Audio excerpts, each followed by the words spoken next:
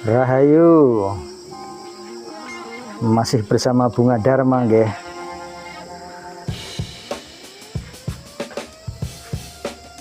Hidup ini bagaikan kita memasuki sebuah hutan, tetapi hutan kehidupan itu adalah sebenarnya memasuki hutan pikiran kita sendiri yang dipenuhi dengan berbagai macam keinginan.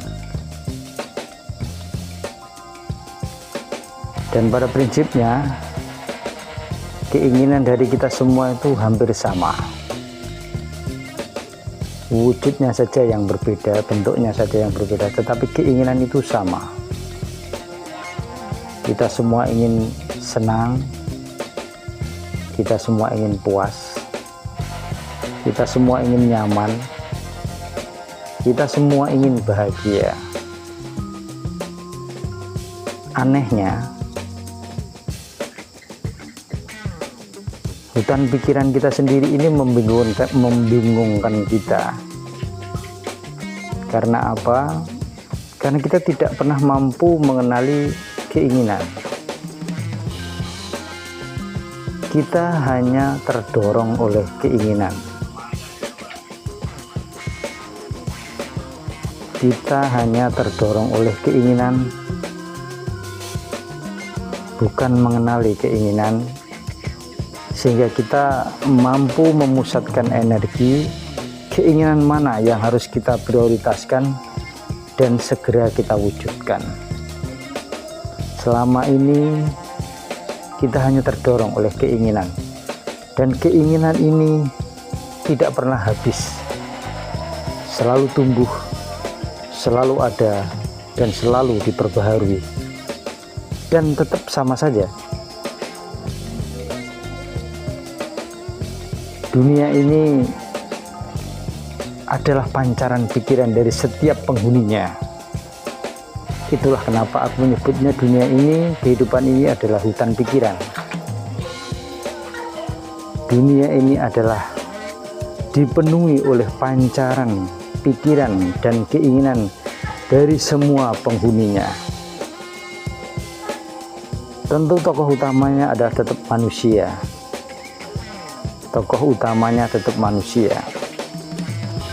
Pahami ini nggih, bahwa kita semua ini sedang berada di hutan pikiran.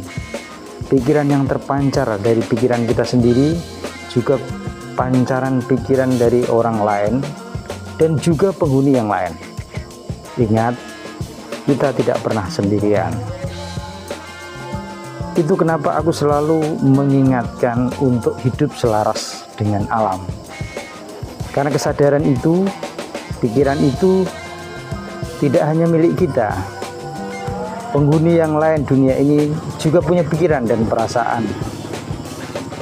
Tumbuhan, binatang, makhluk-makhluk lain di alam halus, para pepunden, para danyang, para leluhur, para dewa, mereka semua adalah penghuni dunia kita. Itulah kenapa aku menyebutnya bahwa kita ini sedang berada di hutan pikiran. Pahami ini agar kita tidak hanya terdorong oleh pikiran, yang dari pikiran itulah lahir berbagai macam keinginan. Kembali kepada nafas, sehingga kita mampu memotong keinginan itu, mengendalikan pikiran kita, mengendarai pikiran kita, sehingga kita mampu memusatkan energi dan potensi kita untuk menghasilkan, mewujudkan keinginan mana yang tepat untuk kita jalani, untuk kita wujudkan. Ingat bahwa waktu kita terbatas. Setiap kelahiran kita punya ceritanya sendiri, dan kalau kita ingin mengakhiri satu cerita, maka kita harus mengerti judul dan jalan ceritanya. Pahami ini dengan sempurna, nggih. Jika kita ingin mengakhiri satu cerita hidup kita, agar tidak berlanjut pada kehidupan selanjutnya, maka kita harus memahami judul dan jalan ceritanya. Cari pemandu yang tepat jika panjenengan belum memahaminya, agar kita tidak terjebak di dalam hutan pikiran yang terpancar oleh semua penghuninya.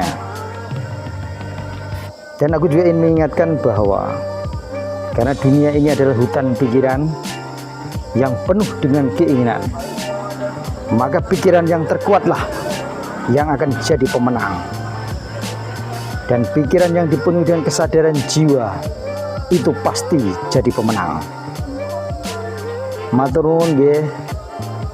Rahayu, rahayu, rahayu.